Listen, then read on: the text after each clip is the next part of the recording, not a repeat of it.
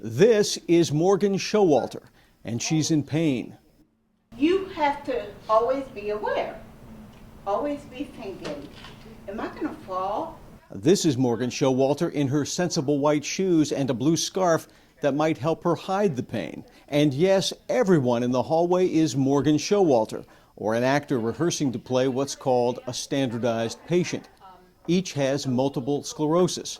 Symptoms are getting worse, so whether the person is Ms. or Mr. Showalter, the aim is to prepare for the scrutiny of an interprofessional medical team. Each actor's role is a teaching gig on a very important day. UMB's third annual IPE Day draws participants from all its schools. With the guidance of faculty and even the actors, students are given the opportunity to learn from, with, and about one another. Going in, several express high expectations and a desire to debunk myths. I think we all have stereotypes that we have in our head, images of what different professions are, what they do. I hope that today sort of breaks some of those down as we meet actual individuals in those professions. A lot of people look at physical therapists. First off, I've heard a lot of people think that we're personal trainers, kind of, and that's definitely not true. So one of my teachers likes to refer to us as biomechanical experts. So we know how the body works, how it's supposed to work, and we try to fix it when it's not working right. Oh, the graduate school. Well, we're all introverted, you know that. We don't talk to anybody, we don't do interviews, we don't go and do Interprofessional Education Day type things. So that's one of the big stereotypes, I think, surrounds graduate students, is they just kind of want to stay in the lab and they don't want to do anything outside of that. And, you see some people like that, but there's a lot of people outside of that. And it'll be good for them to kind of meet me, hopefully, and they can see that there's, we're not all like that. I feel that definitely the other professions probably think pharmacists count pills all day behind the counter and put it in a bottle and then give it to the patient. However, I want to demystify that myth of pharmacists, because we do much more than that, where we also do patient counseling and we have to deal with insurance and we have to call the doctors to make sure if there's ever something wrong with a medication or if there's a drug-drug interaction. Well, I think I kind of have this negative stereotype of doctors actually being sometimes too arrogant or not wanting to listen. And since if there is a hierarchy, a lot of times doctors are pretty high up. Two of my sisters are nurses, and so they kind of have shared some stories with me. And part of my motivation is I don't want to be that doctor who can't listen, who makes mistakes and causes problems for patients. We do more than just clean teeth. We do a lot of preventative therapy, so it'll be very nice. Working up the case of Morgan Showalter is no easy task, as 11 separate groups discover simultaneously. Students consult with one another in preparation for the patient to consult with them. Given a report of MS diagnosed at least 5 years ago, the team at each table reviews meds, mindset, dexterity, and the risks of living in an apartment upstairs. The physical environment, being able to modify that by having someone come in and just put eyes on it. We already solved the stairs. You can't get up the stairs. Right, I know. We already discussed that. We're getting a lawyer. Getting a lawyer? Regardless of this stage in the disease, it's going to get worse and worse. So I think he's been okay for this point on, but it's going to be a massive change. It would be easier for them to transition into a family setting, but if they're not okay with that, then they have to be okay with having all these other groups coming into them. So we don't know. We need to ask who's supportive in his or her life. The social network, definitely. Yeah, well, right now he's going to go to interrupt. Great teamwork. Asking any other things that jump out. That's helpless. Yeah, he feels powerless, helpless. Like I said, I think the peer support group. Well, who else can understand except other people with the same diagnosis? That's the thing with MS. You never know what's going to happen with the medications you tried on the person. So we can help him, and even occupational therapy, they could do more of the household items, and we could work on specifically his balance, but they could work with him on his coordination. Students share many points of view, collaborating as one big group before they hear from Morgan Showalter. The patient shares one problem after another, including an agonizing trip to a dentist who didn't get why it's so hard to brush or floss. He was sort of, trying to tastefully bitch at me to get me to floss and to brush more. And I was like, dude, I can't make my hands work some days.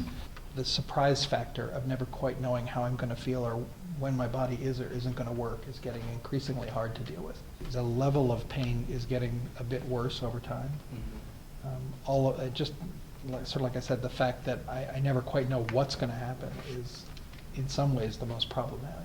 So kind of like not this unpredictability of what every day is going to be like. Yep, every hour. Every hour even. Morgan Showalter heads to the waiting room while his many IPE teams assess the case. They suggest solutions from how best to inject medicine to dental hygiene tools. Every discipline gets a say.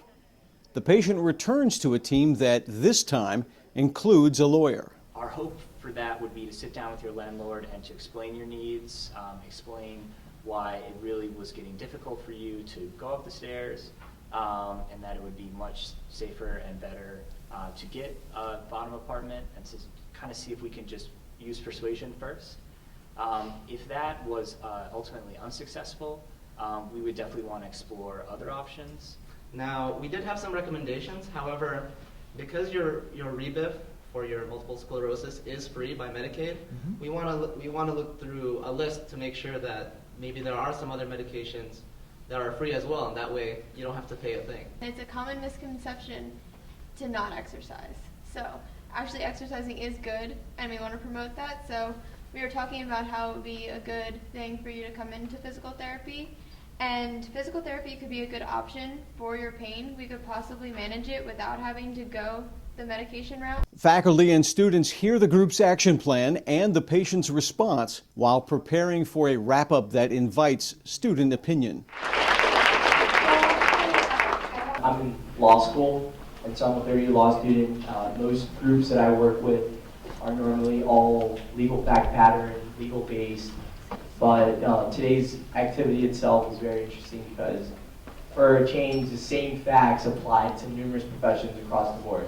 And so the same eyes were kind of zoning in on and spotting issues of different things that pertain to our own unique fields, whether it be dentistry, legal, medical, nursing, all across the board. And I found that was really cool. But I sort of felt like we missed the boat in that we didn't address really the patient's pain. He didn't walk out of there with a plan for his pain. I just know if we see patients in our clinicals, and if we didn't address that with our patients, they sure would let us know. One thing that I really think that was really good was not the fact that we only used a real patient, but she also had the opportunity to give us feedback, and she gave us only positive feedback, so that proved to me that we did something really right. And it felt so good to, not just talk to the patient, but also hear how she felt about the whole process. When we were giving our treatment plan to the patients, kind of felt like he was leaving with a laundry list of things to do. I think it felt a little overwhelming for him. So I think what really needs to happen in the future is kind of prioritizing something for him. So when he leaves, or she leaves, I know some groups have her, a girl. So when he or she leaves, it seems like something tangible that they can take home. One of the things I took away that we could do better is always really listening to the patient and giving ample opportunity to find out what they know already, how they understand things, before we all jump in with all of our solutions and our plans and our referrals to fix everything. As IPE Day draws to an end, students reflect on its impact personally while taking in the comments. Among them was the social worker's point that each group had gained from a critique. It was given by none other than patient Morgan Showalter. It's my experience, I've only ever seen a physician one-on-one or a nurse one-on-one. So to have a group helping me, it's a little intimidating. I got to say, it's a little, not just because of all of you, but I mean in the context of interprofessional, if there's a group. Simultaneously, it was really encouraging to know there were that many options for help for me out there. I didn't have to rely on one person. I'm used to interacting with pharmacy students only, but because I know now that not only do I need to work for my patients, but for example, I might have a social work patient who needs my help, or it could be someone else's patient, but I am empowered knowing that other people are relying on me. Really sitting down for a minute to just think about the fields outside of your own, because I feel like that's hard to do before you have an experience like this where you can like see everyone's input on the different scenarios. A lot of the times with our group, we had a lot of strong feelings with how, you know, maybe one may seem more important. So this teamwork was needed for a lot of us, me as well, because I could definitely see where one would want to push more with their field than others, and they weren't as accepting. But I think today, when we all got together with the patient, we all worked together. I think one of the great things was inviting our colleagues from the School of Law, the Graduate School, and the Social Work School. We can kind of get a little terrified, maybe of our law colleagues specifically, because we think litigation and get scared, but it was really nice to see all the great things they bring to the table. There's the stereotypes about each discipline in and of itself. So you kind of come in thinking that there's going to be some kind of friction when you're trying to give your viewpoint or something like that. And one thing I noticed, at least with students, that may not be true with professionals in the field, is that everyone here is open to hearing what you're trying to say. So the one big takeaway for me is that it's encouraging that this next big group of future professionals is open to that style of approaching a problem. I got to experience all the different schools at my one table, so I really got to learn a lot about dental hygienists. They have so much more knowledge than I was aware of. And the law students and social work, they knew so much more about the housing situations and stuff than I did that it made it really, I learned a lot from them. And I think I was able to kind of maybe put to rest a little bit the misconception about physical therapists that I mentioned earlier. So we really got to share with each other what we bring to the table, and together it really was a perfect plan for our patient.